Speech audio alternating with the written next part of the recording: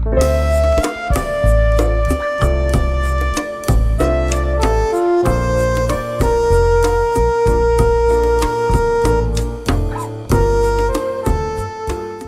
pun ni atas dahi.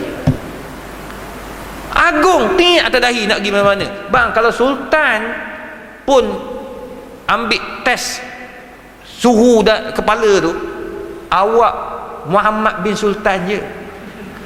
Tak payah nak belagak sangat lah. Sebab nak jaga SOP. Kalau semua kena tuan-tuan, sakit kita.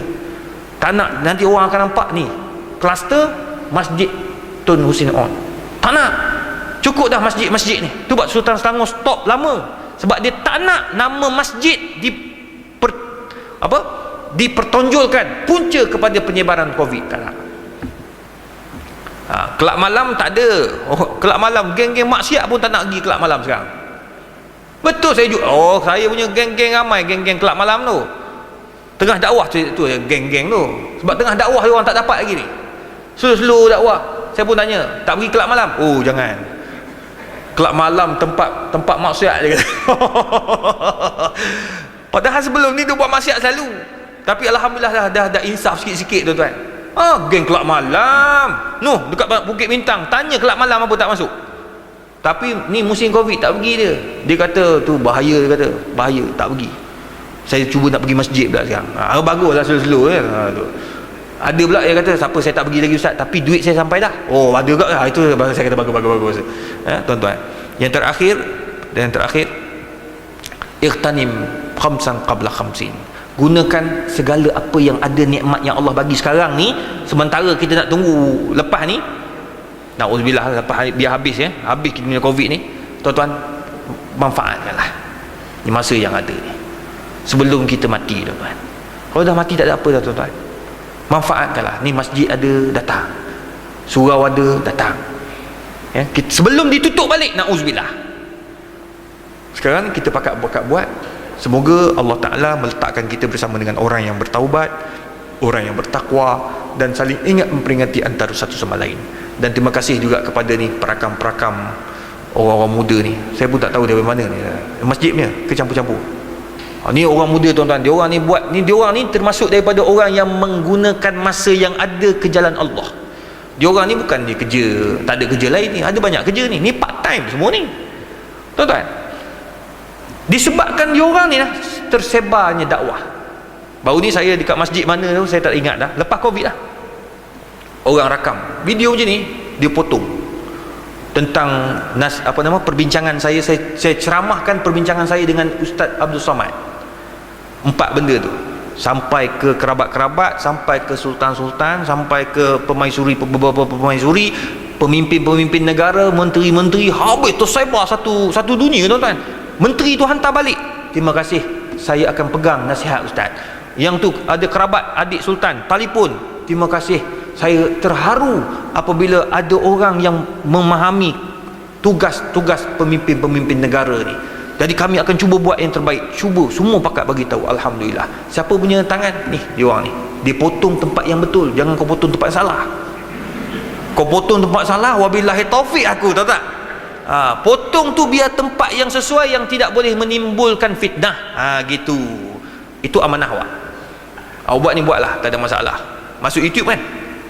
Masuk YouTube. Bila masuk YouTube, ramai orang akan subscribe. Bila orang subscribe, awak akan dapat duit. Bila dapat duit, jangan lupa ini masjid, kasih sumbang juga.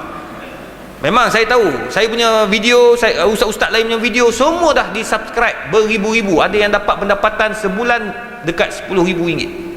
Saya kata boleh, ambil lah, aku pun tak nak duit tu. Cuma kau ingat, tempat kau rakam tu jangan lupa. Masjid mana kau pergi, tanda sikit. Oh ni tanda ni, aku dapat subscribe. Hantar, masukkan sikit akaun, RM1,000 sebulan tak apa dah. Oh banyak tu. Nah, 200-300 lah, bagilah. Kalau mahal sangat RM1,000 banyak sangat kan. Mikir kata berapa benda ustaz ni mengarut, RM1,000 apa dah, 200-300. Kau dapat RM14,000, kau bagilah sikit kan untuk masjid kita, bukan orang lain pun kan.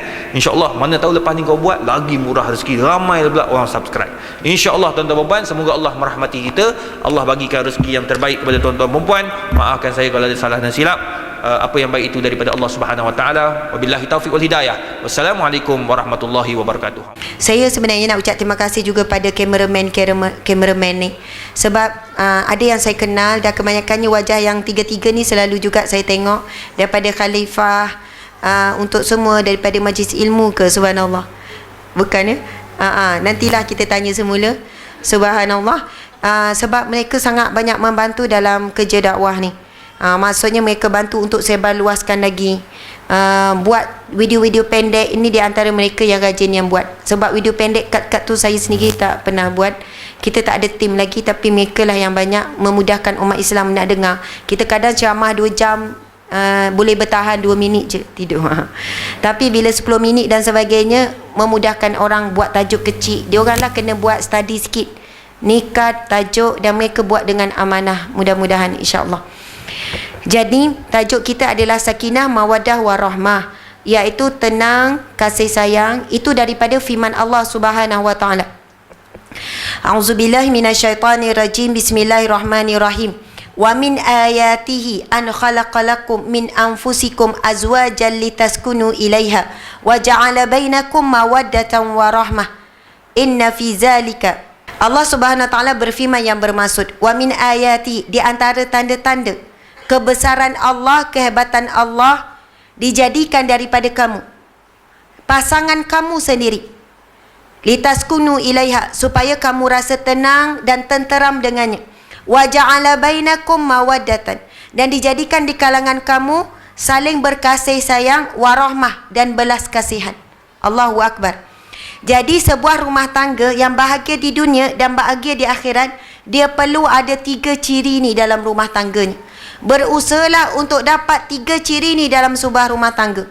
Yang pertama, rumah tangga itu ada sakinah, ada rasa tenang. Kita tengok muka suami kita tenang tak, muslimat sekalian? InsyaAllah. Allahu Akbar. Astaghfirullah. Macam-macam lah tu kan. Innalillah pun ada. Innalillah. Sejuk ke rasa panas tengok muka suami? Ada yang panas. Dan biasanya jawapan yang paling ramai suam-suam je, Ustazah. Tak sejuk, tak panas. Tengok tu biasa, suam-suam, tengah-tengah je. Tetapi sebenarnya kalau kita nak pergi lebih dalam maksud sakinah, dia ada kaitan dengan sifat amanah. Kalau isteri yang amanah akan bawa ketenangan dalam rumah tangga. Kalau suami yang amanah akan bawa ketenangan kepada rumah tangga. Dia bawa ketenangan kepada isteri dan anak-anaknya. Saya nak mulakan dengan satu kisah Rasulullah sallallahu alaihi wasallam supaya kita faham kaitan amanah dengan sakinah. Kalau kita tahu Rasulullah ketika muda diberi gelaran apa? Al-Amin. Maksud Al-Amin ada kaitan dengan perkataan amanah. Maksudnya amanah, maksud dia aman, tenang. Betul atau tidak? Jadi orang yang amanah, dia akan beri ketenangan kepada orang lain. Contoh, kalau pekerja tu amanah, bos dia tenang-tenang saja bila beri tugas. Tak risau. Kalau beri dia kerja, confirm dia boleh buat. Tak risau yang ni. Tapi beri kepada si B kurang amanah, bimbang. Boleh percaya ke? Boleh siap ke ikut dia date ni?